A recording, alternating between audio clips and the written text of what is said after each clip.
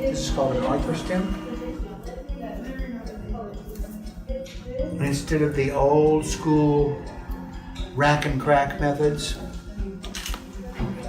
this puts out 30 pounds of pressure in 1/300th of a second. So we can realign vertebra and only the vertebra and leave the connective tissue alone.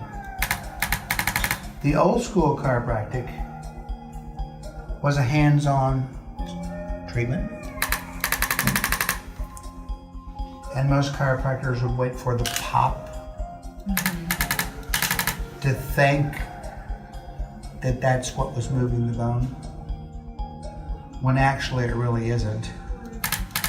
When you're popping your knuckles, you're not moving any bones. But to make the thrust crunch on a patient, you have to stretch ligaments to do that. We want to realign the vertebra and leave the ligaments alone. Ligaments are what hold bone to bone snugly. The elbow, the hip, the knee, the ankle. Someone who turns their ankle, they've stretched the ligament that's allowed the ankle to roll. They strain the same ankle over and over again because the ligaments have been stretched.